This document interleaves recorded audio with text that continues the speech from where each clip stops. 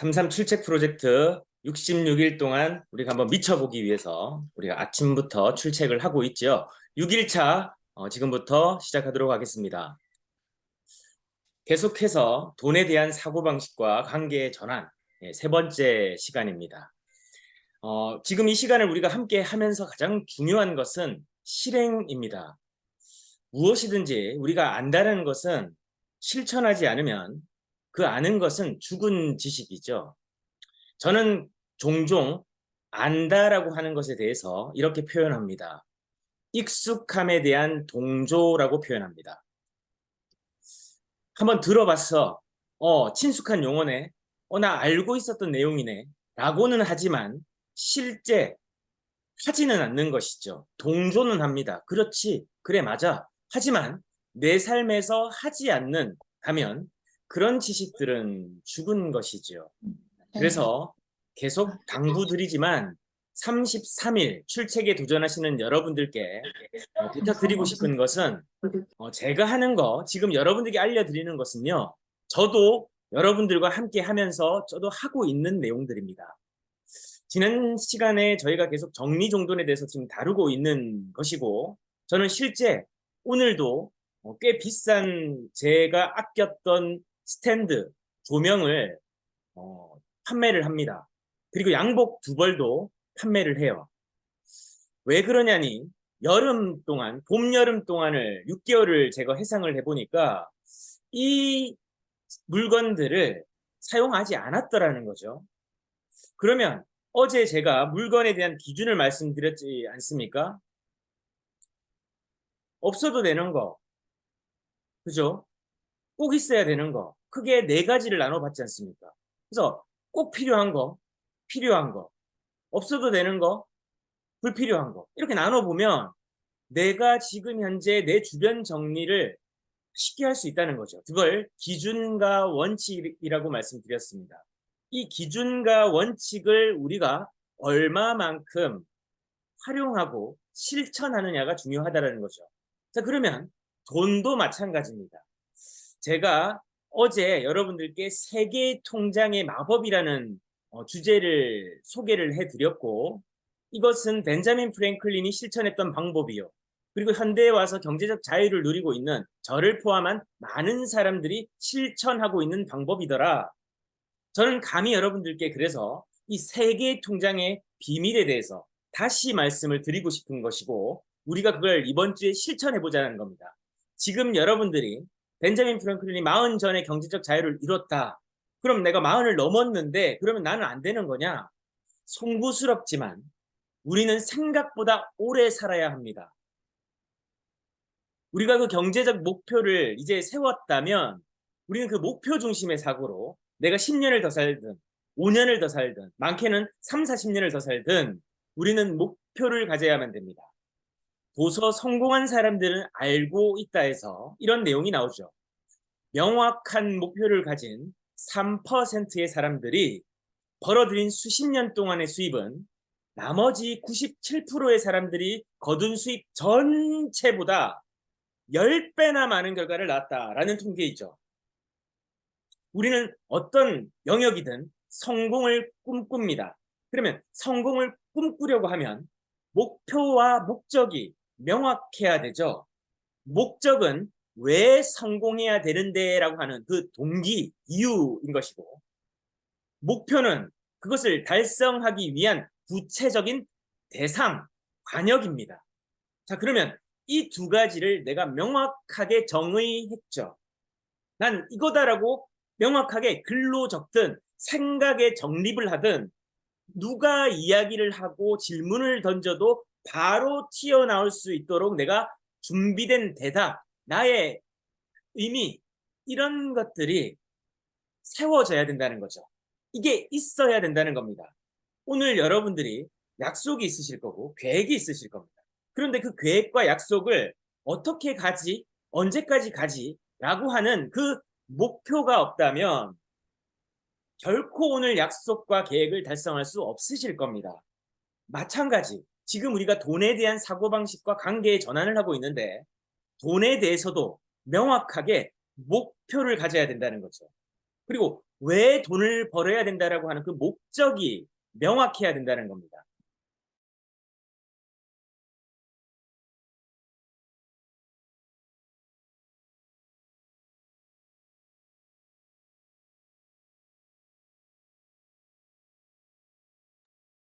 예, 제가 어디까지 얘기했죠? 이게 지금 음소거가 돼가지고. 예, 지금 들리시죠? 음소거는 제가 하겠습니다. 다른 분들이 음소거하지 마십시오.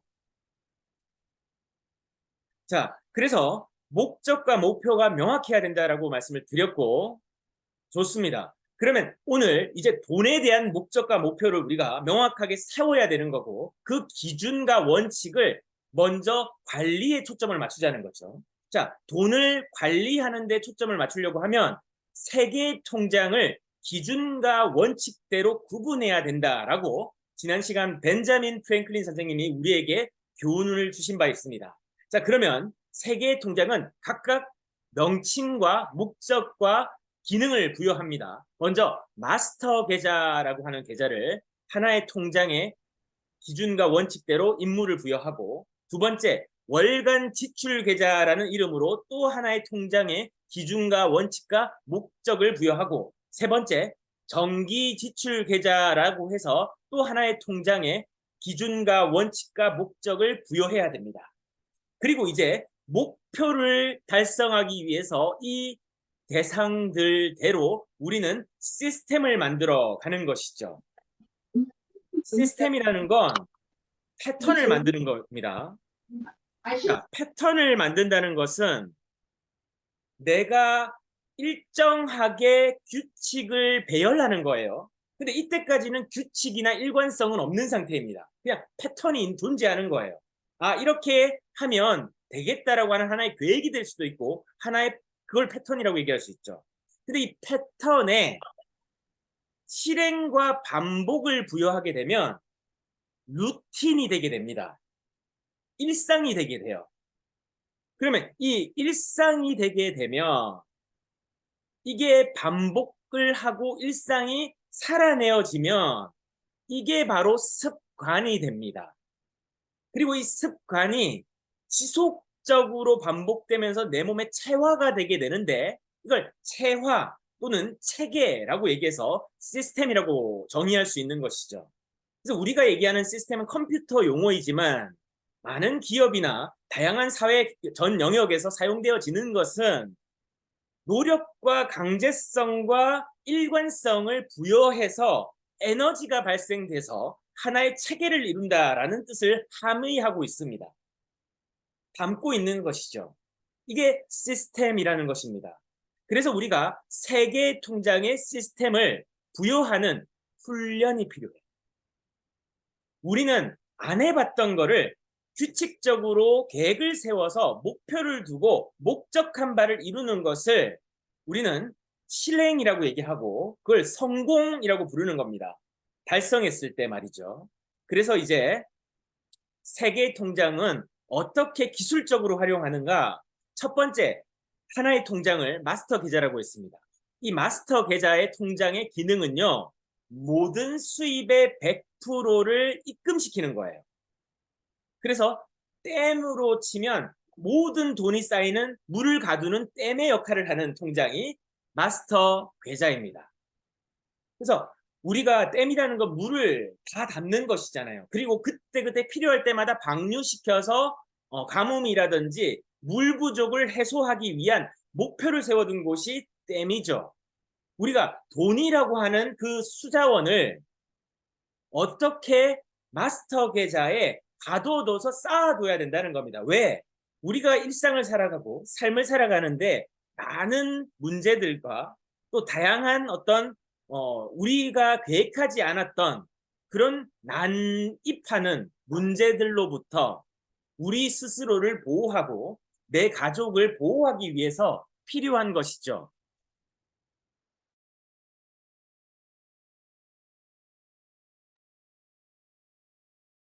그게 중요한 것입니다. 그리고 이 마스터 계좌는 그래서 내가 모든 돈이 쌓이지만 최소한 여러분들의 개인의 지금 현재 재정 상황이라든지 재무 운영 상황을 저는 알지 못합니다. 하지만 우리 벤자민 프랭클린 선생님은 반드시 원칙 하나를 제시합니다. 모든 돈이 마스터 계좌에 쌓이지만 오늘 여러분들에게 어떤 수입이 주어진다, 또 급여가 주어진다라고 했을 때 그 수입이 어떻게 되죠? 어떤 분들은 자동이체에 의해서 통장만 스치고 가버리는 경우들도 있죠. 그리고 내가 벌어들이는 수입 대비 이번 달에 지출이 더 많은 경우도 마찬가지일 겁니다. 그럼에도 불구하고 벤자민 프랭클린 선생님은 여러분이나 저의 재정 상황은 관심 없습니다. 그냥 원칙이에요. 여러분들이 오늘 이번 달에 어떤 계획이 있고 지금 현재 이런 지출이 예상되어질지라도 반드시 해야 되는 원칙이라는 건 뭐죠? 반드시 지켜야 되는 것이죠. 그래서 그렇게 돈이 나갈지라도 100만 원을 벌어서 150만 원이 나갈지라도 어떻게 하라고 해요? 100만 원 수입의 10%인 10만 원을 마스터 계좌에 머물고 해라. 이게 시드머니라는 거예요. 종자 씨앗이라는 거죠. 씨앗 돈이라는 겁니다. 이 돈은요, 농사를 짓기 위해서 앞으로 열매를 맺기 위해서 씨앗을 뿌려야 된다는 거죠. 그 씨 뿌리는 돈이 10%, 최소한 10%를 내 미래와 나를 위해서, 혹자는 이렇게 얘기합니다. 우리 기독교 신앙을 갖고 계신 분들에게는 11조라는 개념이 있죠. 모든 수입이 내게 아닌데 10%를 그 주인께 바치는 거예요. 모든 게 내게 아니지만 그 10%를 약속되게 내게 아닌 것을 허락하는 의미로 드리는 거죠. 당연하게 드리는 거죠. 마찬가지로 나에게도 11조를 해라라는 얘기죠. 그래서 반드시 지켜야 되는 것이죠. 그 11조는.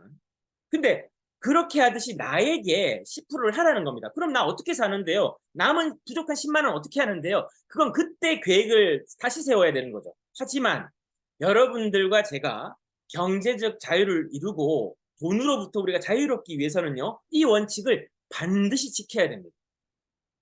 그게 10%, 최소한.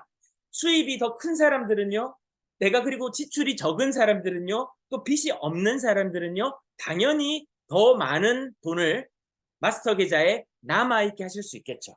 이게 중요한 겁니다. 이 퍼센테이지를 점점 비율을 바꿔나가는 것이 우리가 이 일을 하는 이유인 거죠. 왜 일합니까? 빚 갚으려고요? 소비하려고요? 아니라는 거죠.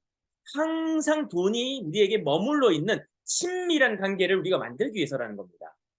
그래서 이 계좌는 댐과 같은 기능, 긴급을 요하는 일, 불의의 지출을 위해서 항상 일정한 금액이 댐에 남아있도록 한다. 이게 중요한 거예요. 그래야 곤란을 면할 수 있다는 겁니다. 그리고 두 번째 통장은요, 월간 지출 계좌예요. 이 계좌는 매월 여러분들이 한 달 예산이 있다 세웠을 겁니다. 그 예산만큼 지출하기 위한 돈을 미리 옮겨두는 거예요. 그래야 통장이 구분돼야 관리가 돼요. 지난 시간에 피터 드러커 선생님이 이렇게 말씀하셨죠. 측정하지 않으면, 즉 예산을 세우지 않으면 관리할 수 없고, 예산이 없으면 내가 돈이 얼마를 쓰고 남는지를 알 수가 없고, 관리할 수 없으면 개선할 수 없다라고 했습니다. 현실을 바꿀 수 없다라고 했습니다. 마찬가지라는 거죠. 써야 될 예산을 세워서 그만큼만 옮겨나라는 거예요. 부족한 것은 내가 다음에 벌어서 메운다라고 하는 사고방식을 가져야 됩니다. 직장인이라면 알바를 하든지 제2차 소득을 만들 수 있는 구조를 만들어야 되겠죠. 장기적인 관점에서는요. 언제든 계속 빚을 낼 수는 없잖아요. 사업을 하시는 분이라면 내가 수익을 더 내기 위한 노력을 하셔야 되겠죠. 판매를 하시는 분들이라면요. 판매 계획을 더 생기고 또 다른 판매 루트를 개간해야 되겠죠. 다 이렇게 해서 내가 지출 계획을 세워서 거기에 맞는 금액을 채워야 된다는 겁니다. 그리고 마스터 계좌에는 아까 약정된 원칙된 그 금액이 머물러 있어야 된다는 거죠. 이게 중요합니다.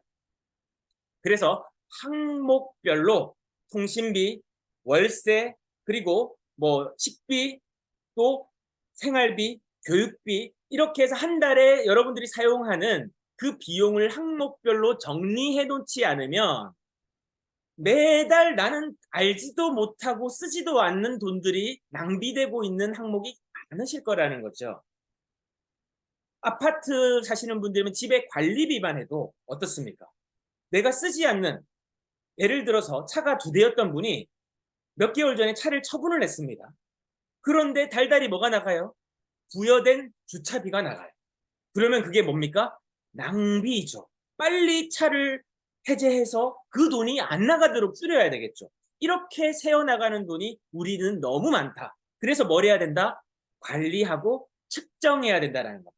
그러면 연간 내가 얼마 정도 쓰고 있는지, 연간이라고 할 필요는 없고요. 저는 3개월을 얘기합니다. 최근 3개월 동안 내가 매달 얼마를 썼는지를 보면요, 패턴이 나와요. 평균이 나옵니다. 그 평균을 내가 지난달에 400만 원, 500만 원이 나갔네 하면 500만 원을 이 지출 계좌에 옮겨 놓으면 어떻게 됩니까? 500만 원까지 맞춰놓고 나면요, 남는 돈은 어디로 가야 돼요? 1번 쓴다, 2번 마스터 계좌로 간다. 2번 마스터 계좌로 가야 되겠죠. 이게 중요한 거죠. 전체 지출의 균형을 이렇게 잡으시라는 겁니다. 그래서 이 계좌는요, 지출을 위해서 사용하는 거예요. 그래서 지출액을 항목별로 정확히 분석하는 것이 가장 큰 핵심 기준이다. 여러분들이 분석하지 않으면 내 통장에서 지금 돈이 얼마나 새어나가는지를 모른다라는 겁니다. 제가 계속 말씀드리는 이유는요, 사람들이 이걸 안 해요. 이걸 안 합니다. 1번 귀찮아서 안 하고 2번 바빠서 안 합니다. 근데 귀찮고 바쁜 일이 나에게 돈을 벌어주는 일이면 그거 하시면 돼요. 그거에 더 내가 이걸 정리해서 아끼는 것보다 더 많은 돈을 버는 빌 게이츠나 워렌 버핏이 떨어진 동전을 결코, 떨어진 100달러면 지금 환율로 17만 원, 18만 원쯤 되겠죠? 죽지 않는답니다. 우리 같으면 냉큼 죽는데 왜 안 죽어요? 그걸 줍는 시간에 그 사람들이 돈을 버는 게 더 빠르다라는 얘기죠. 그게 아니라면 여러분들 어떻게 해야 돼요? 내가 지금 바쁘고 귀찮은 일이에요. 근데 그게 돈을 벌어주는 일입니까? 라는 질문을 던져야 돼요. 물건을 살 때 마치 이거 필요한 겁니까? 없어도 되는 겁니까? 스스로에게 물어보는 것과 마찬가지로 말이죠. 일상이 이런 사고방식이 탑재되어져야 우리는 성장한다. 내 통장의 돈도 성장하고 내 삶의 가치도 성장하고요. 실행하시는 것과 하지 않는 것 반드시 차이 날 것입니다. 세 번째 통장은요, 정기 지출 계좌예요. 1년에 몇 번 있는 지출을 위해서 사용하는 것입니다. 그래서 월간 정기 지출, 즉 생활비와 이번 달 예산을 제외한 1년에 나가는 뭐가 있죠? 세금, 자동차 보험료, 교육 등록금, 기타 등등 연간 나가는 지출을 위해서만 사용한다. 이것도 어떻게 해야 돼요? 지난 2, 3년의 통계를 내보면 내 소득이 얼마에서 종합소득세 개인 세금은 얼마 정도 나간다. 자동차 보험료는 어느 정도 나간다. 학교 등록금, 자녀 등록금은 얼마 정도 나간다. 내가 공부하고 있는 교육비는 얼마 정도 나간다. 이런 등등의 계정들이 있잖아요. 이거를 1년에 한두 번 정도, 한 번에서 3번 이내에 나가는 돈들은 여기에다 미리 쌓아두는 겁니다. 이 예산을 마련하지 않으면 우리는 또 돈 낼 때 카드를 쓰게 되고 또 빚을 낼 수도 있고 또 남에게 아쉬운 소리 해야 되는 난감한 상황을 계속 맞이하더라. 즉 빚에서 헤어나오질 못하더라. 그래서 우리가 이걸 좀 바꾸자라는 것이죠. 그래서 정리를 하면 마스터 계좌는 저축 통장입니다. 돈이 쌓이는 통장입니다. 모든 수입의 100%가 여기 들어오고 그리고 예산을 제외한 나머지 수입이 항상 최소한 10% 정도는 여기 계속 쌓여야 돼요.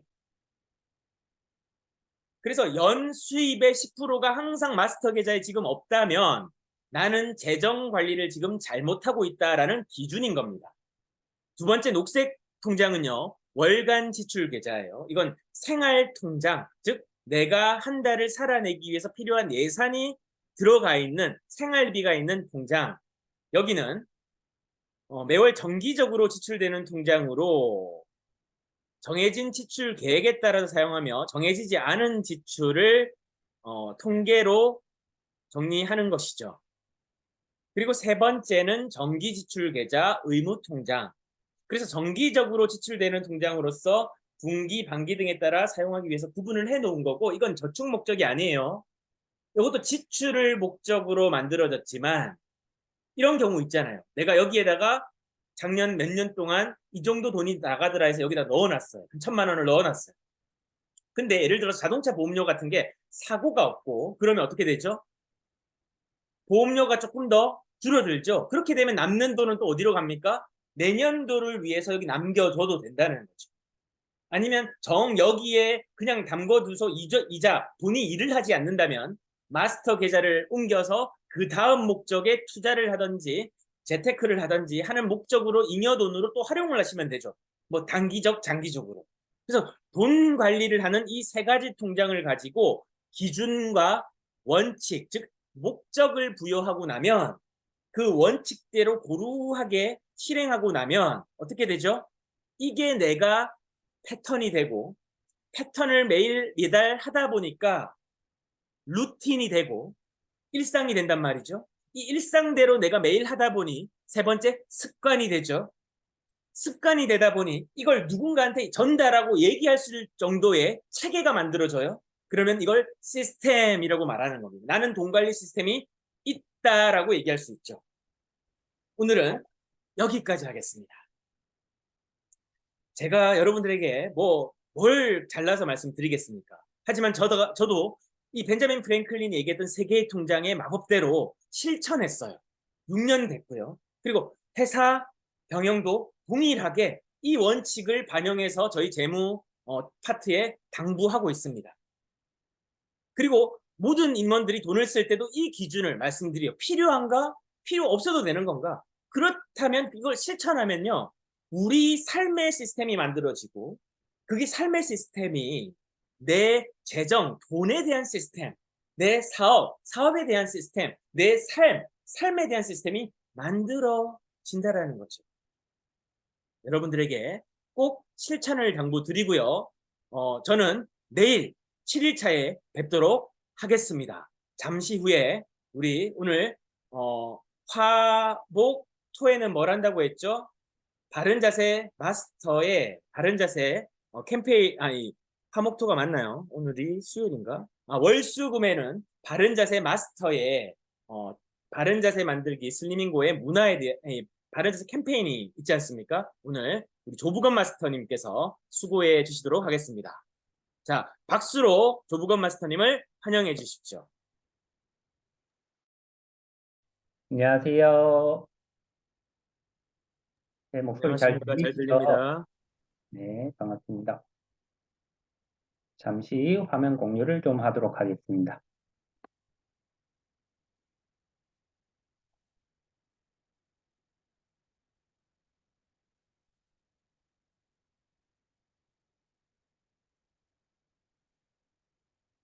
자, 아이고, 잠시만요. 네, 이제 좀 크게 보이시죠? 오늘 제가 이야기할 내용은 이제 턱관절 장애에 대해서 이야기를 할까 합니다. 턱관절, 보통 이제 손으로 혹시 가리킬 수 있으세요? 어디가 턱관절인지? 우리 여기 혹시 제 화면도 옆에 이제 띄워놓고 같이 보시면 좋은데 여기 귓볼 있는 쪽에 손가락을 한번 대보시면 움푹 들어간 부분이 있을 거예요. 이제 그 부분을 이제 우리는 턱관절이라고 이야기를 합니다. 오늘 제가 이 주제를 가져온 이유는 이제 턱관절은 우리 몸에 있는 관절 중에서 제일 움직임을 많이 담당하는 관절이에요. 제가 지금 이렇게 말을 하고 있을 때 입을 안 벌리고 말을 할 수 없죠. 계속 입을 벌려야 될 때 턱관절이 계속 움직이게 되고 우리가 밥을 먹을 때 입을 다물고 밥을 먹지 않죠. 계속 입을 벌리면서 깨물면서 계속 턱관절을 움직이게 되죠. 이렇게 움직임이 많은 관절이기도 하고 그만큼 또 압력을 많이 받는 관절이기도 합니다. 우리가 밥을 먹을 때 이제 좀 부드러운 음식 먹을 때는 괜찮지만은 좀 약간 아삭거리는 식감이나 조금 이제 질긴 거, 딱딱한 거 이제 씹을 때는 압을 많이 주게 되죠. 적게는 20kg에서 한 50kg 정도의 압을 준다고 하는데 움직임도 많고 압력도 많이 들어가는 관절이다 보니까 기능적으로 이상이 생기기가 쉬워요. 그럼 기능 이상이 생긴 걸 이제 턱관절 장애라고 하는데 여기에 대해서 해부학적으로 그리고 원인이 뭔지 증상은 어떻게 나타나는지 그리고 관리 방법은 어떻게 되는지에 대해서 한번 알아보도록 하겠습니다. 일단 턱관절의 구조를 먼저 보면 제일 왼쪽의 그림 보면 이제 얼굴이 정면을 향하고 있는 이제 얼굴뼈의 모습을 보게 되는데 전두골이라고 하는 이제 이마뼈, 귀골이라고 하는 코뼈, 턱골이라고 하는 우리 여기 광대뼈, 그다음 상악골은 이제 위턱뼈, 하악골은 이제 아래턱뼈 이렇게 해서 얼굴뼈가 구성이 됩니다. 이 중에서 이제 하악골 가운데 그림 보면은 하악골을 이제 이렇게 떼서 보면은 니은자 모양으로 양쪽이 대칭을 이루어서 하나의 뼈를 이루고 있습니다. 제가 이렇게 하악골만 떼서 보는 이유는 관절이라고 하면 이제 뼈와 뼈가 만나서 움직임이 생기는 부분. 그래서 이제 관절이라고 하는데 제일 오른쪽 그림을 보면 이제 머리뼈부터 해서 상악골까지는 하나의 뼈로 이루어져 있죠. 그 다음에 하악골 따로 분리되어 있습니다. 이렇게 분리되어 있는 구조에서 이제 이가 있는 쪽 말고 반대쪽 이제 V자 모양으로 이제 가시 모양으로 되어 있는 부분, 이 부분이 이제 얼굴뼈, 이제 머리뼈와 만나게 되면서 관절을 이루게 됩니다. 이 관절을 이제 아까 말했던 턱관절이라고 하는데 이러한 턱관절의 움직임 같은 경우에는 이제 앞으로, 턱을 앞으로 빼는 내밈의 움직임, 그 다음 뒤쪽으로 당기는 들임의 움직임, 그 다음에 입을 벌릴 때 턱관절이 내려와야 되니까 내림의 움직임, 다시 입을 다물 때 올림의 움직임, 그 다음에 턱을 좌우로 이렇게 움직일 때 약간의 회전이 생기면서 좌우로 움직임이 생기게 됩니다. 이렇게 움직임이 생길 때 우리는 보통 뼈와 뼈를 연결해주기 위해서 인대라는 조직이 있는데 턱관절은 아까 말했듯이 움직임이 많고 압을 많이 받는 관절이다 보니까 충격을 분산시켜주기 위해서 또 하나의 조직이 있습니다. 지금 여기서 보면 가운데에 하늘색으로 작게 색칠되어 있는 부분 혹시 보이시나요? 이제 이 부분을 조금 확대해서 보면 이런 식으로 아래턱 이제 하과두라는 부분과 관절 융기라는 부분에 이제 하늘색으로 되어 있는 이 부분 관절 원판이라고 해서 디스크라고 적혀져 있죠.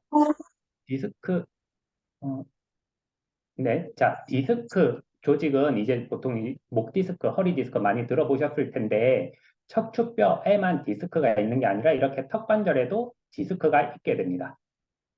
그리고 그 조직을 이제 인대가 붙어서 역할을 보조해주고 있고 그 뒤에 이제 빨간색 점, 노란색 점을 보실 수 있는데 혈관, 신경이라고 되어 있죠. 턱관절이 중요한 이유는 이렇게 턱 주변으로 해서 혈관과 신경이 많이 지나가기 때문에 중요합니다. 턱이 틀어지게 되면 이러한 혈관과 신경이 영향을 많이 주게 되겠죠. 이거는 뒤에서 다시 한번 이야기하기로 하고 아무튼 턱이 움직여지는 걸 보조하기 위해서 디스크 조직이 있다. 이러한 디스크 조직은 이제 입을 다물었을 때는 이제 아래턱뼈와 머리뼈, 파이에 위치를 하게 되고 입을 벌릴 때 우리는 아래턱뼈가 밑으로 미끄러지면서 앞으로 나오게 되는데 이때 디스크 조직이 같이 움직이면서 그 역할을 보조해주게 됩니다. 그런데 여러 가지 이유로 턱관절이 만약에 틀어지게 될 경우, 지금 그림으로 보면 이제 그 글이 안 적힌 반대쪽으로 이제 눈에 보이는 이제 오른쪽으로 턱이 약간 틀어진 모양이에요. 오른쪽의 넓이랑 왼쪽의 넓이가 다른데 살짝 이런 식으로 오른쪽으로 턱이 틀어지게 되면 우리가 입을 벌리고 담을 때 한쪽만 오른쪽 턱만 벌리고 왼쪽 턱만 벌리고 그렇게 하지 않죠.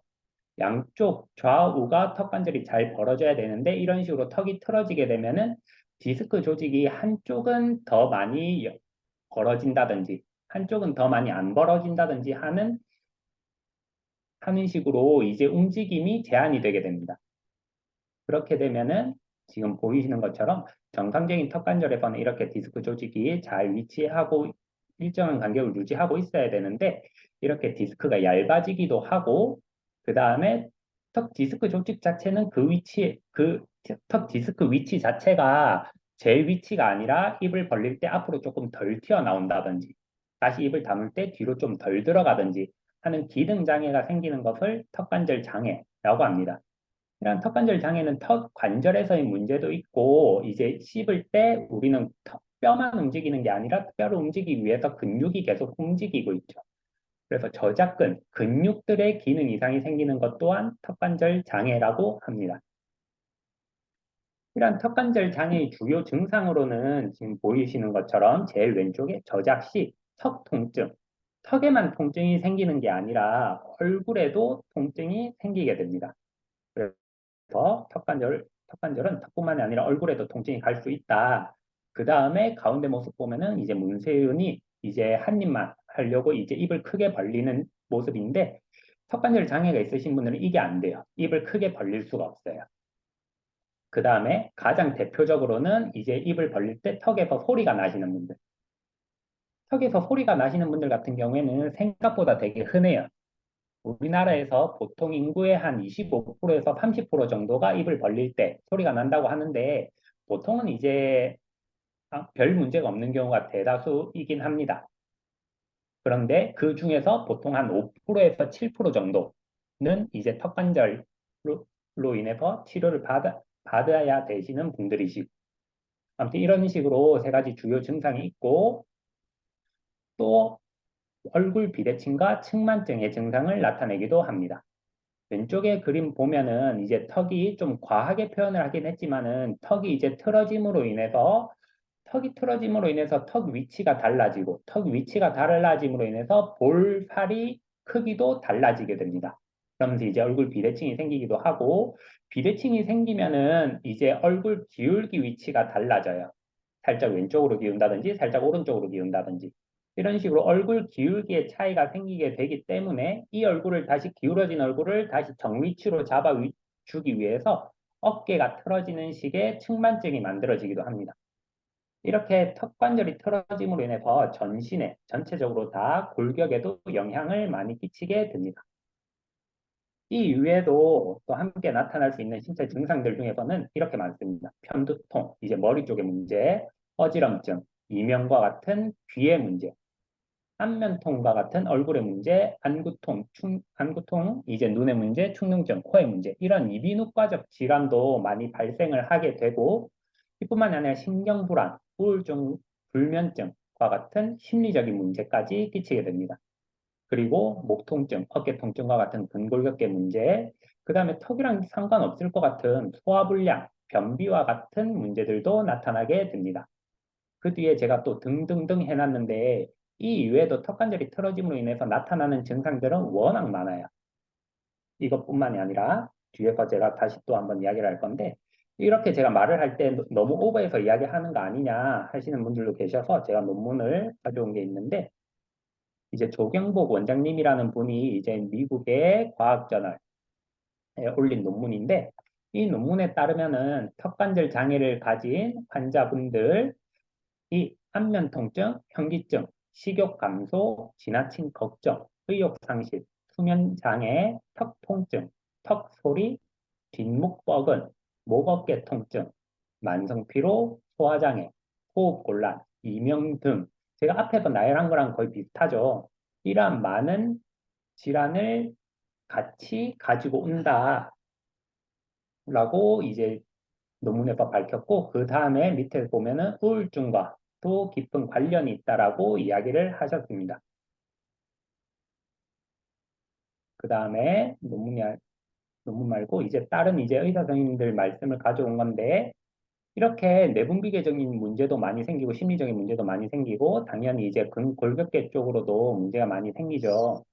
우리 몸의 모든 신경은 척수라는 하나의 길에서 만나 이제 뇌로 향하게 되는데 턱관절 신경과 머리, 어깨 쪽 신경은 모두 한 군데에서 만난다. 턱관절 장애가 있는 경우 뇌가 턱관절 신경이 아닌 머리나 어깨 쪽 신경에 더 잘 반응한다. 그래서 턱관절 장애가 있으면 두통이나 어깨 통증을 호소하는 경우가 많다라고 이야기를 하셨어요.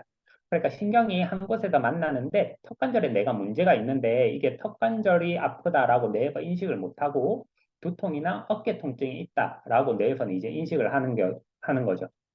그래서 내가 어깨 통증, 실질적으로 어깨가 불편한 게 아닌데 턱에서의 문제인데도 어깨 통증을 호소하는 경우가 굉장히 많고, 그다음 밑에 보면 턱관절 장애를 치료하지 않으면 얼굴 불균형, 목과 허리 통증, 척추 측만증까지 발생할 수 있다. 또한 허리, 손, 다리까지 영향을 미친다. 그래서 손발이 저리기도 하며 허리가 아플 수 있다. 이제 손, 다리까지 영향을 미친다고 말씀하셨어요. 제가 아까 앞에서 말했던 것처럼 턱 관절이 틀어지면서 몸 전체적으로 영향을 줄 수가 있습니다. 턱의 가장 먼 이제 손발까지 이렇게 영향을 주기도 하고,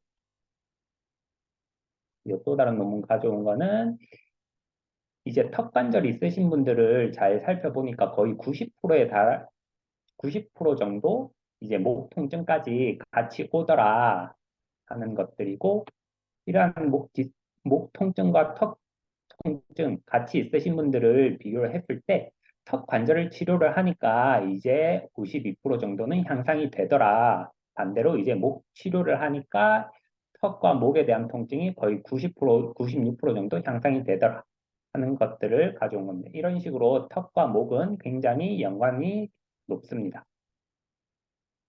그다음 왜 이렇게 턱에 문제가 생기니까 턱 통증, 그래 이비인후과 질환이 있는 건 알겠고 뭐 턱이랑 가까운 목 통증, 어깨 통증이 있는 것까지는 알겠는데 심리적인 효과까지 왜 미치냐? 제가 이것까지 자세하게 설명을 해드릴까 하다가 제가 짜다 보니까 이제 신경이랑 이런 부분이 너무 깊이 들어가서 그냥 간단하게만 설명을 드리면 우리 뇌에서 모든 신경이 다 나오게 됩니다. 모든 신경이 다 나오게 돼서 뇌에서는 이제 메시지를 보내게 되고 그 메시지를 받아서 우리 신체에 이제 가게 되고 우리 신체가 받은 메시지를 다시 뇌로 올려주는 역할을 이제 하게 되는데 뇌에서 신경이 내려올 때 첫 번째로 만나는 관절이 이제 턱 관절입니다.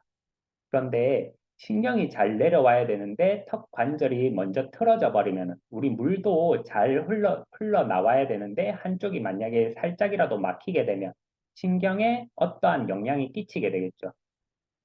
그럼으로 인해서 이제 아까 말했던 이비인후과적 질환, 근골격계적 질환, 이제 만성으로 가면 이제 심리적인 만성적인 문제까지 영향을 미치게 됩니다. 이제 내가 턱관절 장애가 있는지 이제 궁금해 하실 분들이 계실 것 같아서 이제 자가 검사하는 방법을 제가 가져왔는데 턱은 아까 제가 말했듯이 여기 귓볼 아래쪽에 보면 이제 턱관절을 만질 수가 있는데 정확하게는 이제 양 한 손가락을 양쪽 귓구멍에 넣고 약간 눌리면서 입을 벌렸다 다물었다 하면서 턱관절을 느끼실 수도 있으세요. 이렇게 손가락을 넣고 턱을 벌렸다 다물었다 했을 때 턱 위에서 약간 벌어지는 느낌이나 좀 딸깍딸깍 하는 소리가 난다 하시는 분들 같은 경우에는 좀 턱관절 장애를 의심하실 수가 있고 이렇게 딸깍딸깍 소리가 나는 거에서 그치지 않고 약간 직직하면서 모래가 끓기는 소리가 난다 하면은 턱관절의 질환을 조금 더 의심을 할 수가 있습니다. 그 다음에 아까 개구장에 입 벌리는 걸 말했었는데 두 번째, 세 번째, 네 번째 손가락을 이렇게 붙인 상태에서 수직으로 입을 벌려서 한번 넣어보는 거예요.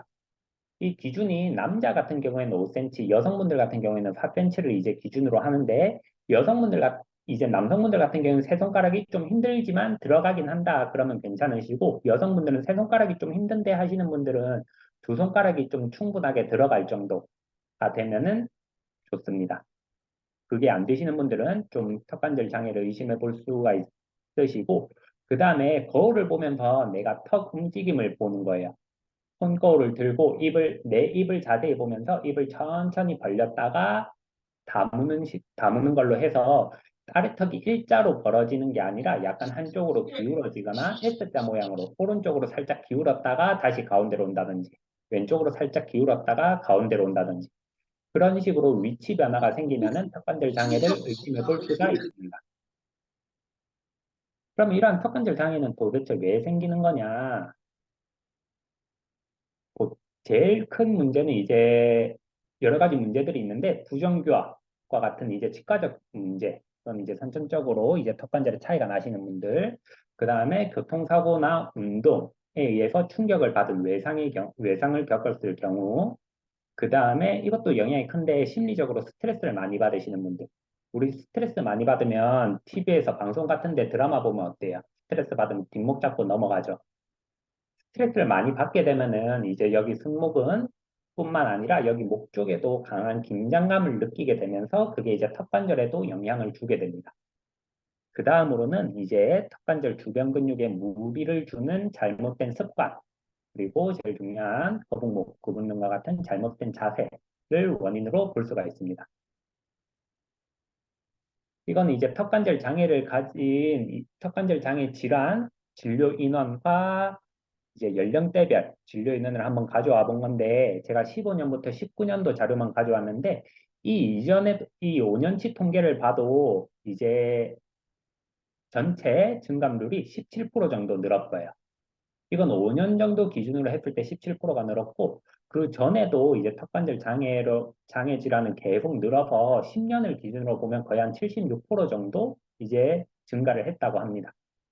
이러한 보통 이제 디스크 질환 같은 경우에는 보통 노화로 인해서 이제 나타나는 경우가 많다라고 생각이 되는데 밑에 보면은 이제 10대, 20대부터 해서 70대까지 있는데 제일 연령대가 높은 진료 인원이 제일 많은 부분은 20대가 제일 높고 그 다음으로 30대, 그 다음 10대 순입니다.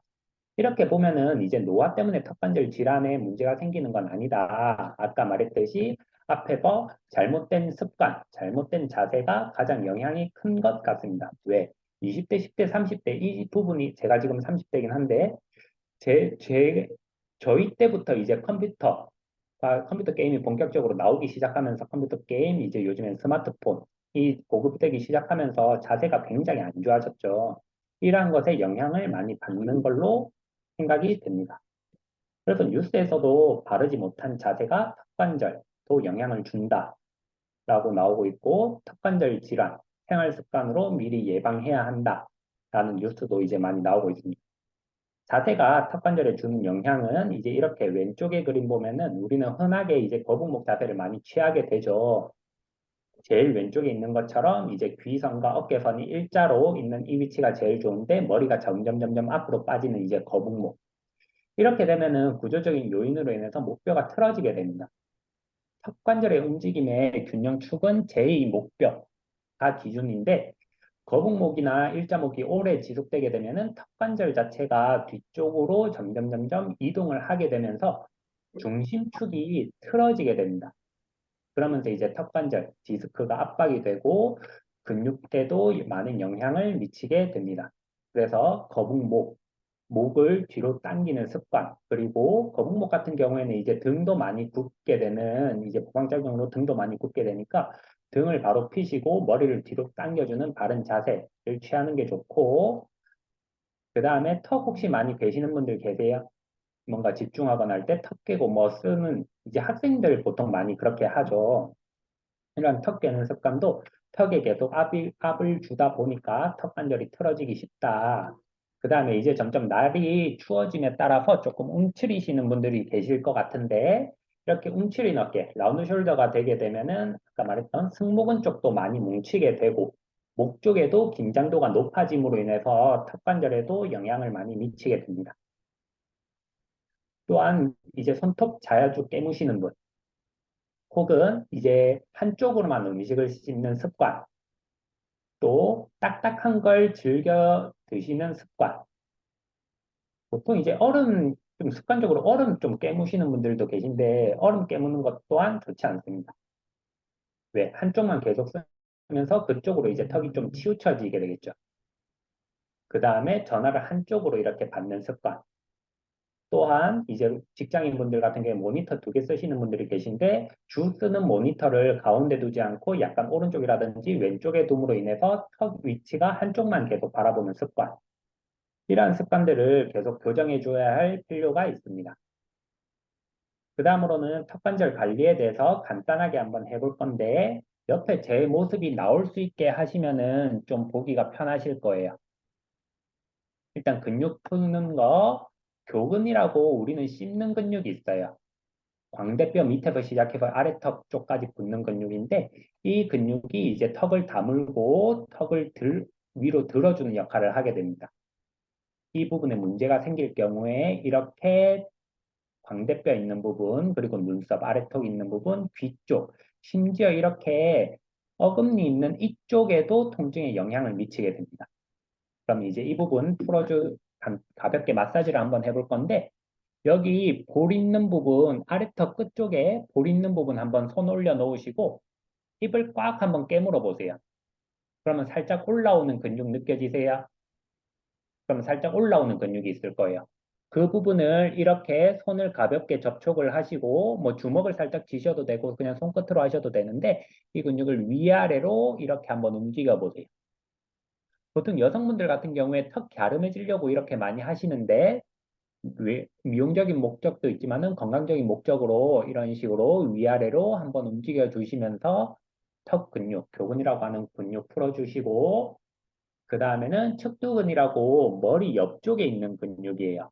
측두골이라는 머리 옆쪽 뼈에서 시작해서 이제 아래턱까지 붙는 근육인데, 이 근육도 턱을 담는데 중요한 역할을 하게 됩니다.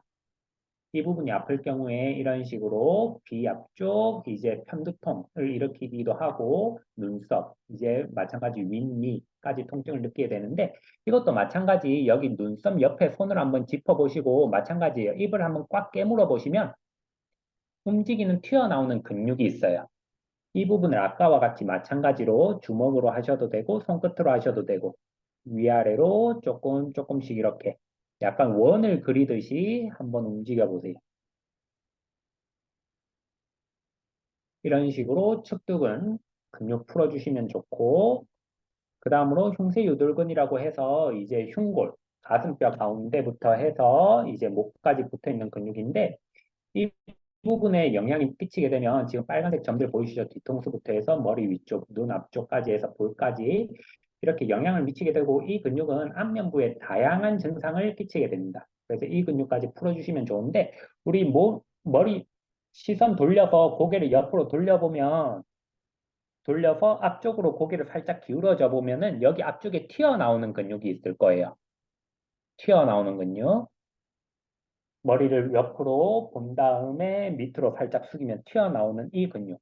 이 근육을 크게 위에서부터 아래 이런 식으로 손가락을 이용해서 만져서 풀어주셔도 많이 도움이 됩니다. 그 다음으로 운동하는 거, 이거 제 모습을 찍은 거라 좀 흉측해서 제가 가려놨는데, 턱을 이렇게 좌우로 움직이는 운동을 할 거예요. 하는데 왔다 갔다 해보시면은 한쪽은 잘 되고 한쪽은 안 된다는 느낌이 나시는 분들이 계실 거거든요. 제 얼굴 한번 자세히 보면은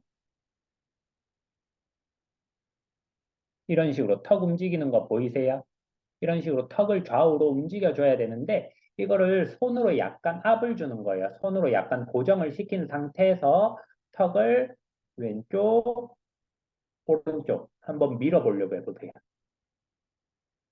이거는 보기가 흉측하니까 다른 분들하고 마주보거나 하지 마시고 혼자서 하시면 되는데, 이런 식으로 하시면서 좌우의 느낌 차이도 한번 확인해 보시고, 그 다음 마지막으로 하나, 혀를 위에 윗니 뒤쪽에다가 갖다 댈 거예요. 혀를 윗니 뒤쪽에다 갖다 대고 혀는 가운데 위치를 잡는다라고 생각하시면 되거든요. 그 상태에서 입을 천천히 벌려보세요. 혀로 인해서 턱이 한 곳으로 치우치는 것을 막아주게 됩니다. 이렇게 벌린 상태에서 한 5초 정도 유지, 다시 입을 천천히 다물으시고, 이런 식으로 턱을 좌우로 하는 움직임, 그 다음에 혀를 붙인 상태에서 입을 위아래로 벌리는 운동을 하시면 많이 도움이 될 거고, 그리고 가장 중요한 거는 다시 말씀드리지만은 목 각도, 경추의 각도가 이상이 생겨버리면은 관절에 영향을 주고 뇌신경 흐름에 크게 영향을 주게 되니까 바른 자세가 결국에는 제일 중요합니다. 오늘 제가 준비한 거는 여기까지 하도록 하겠습니다.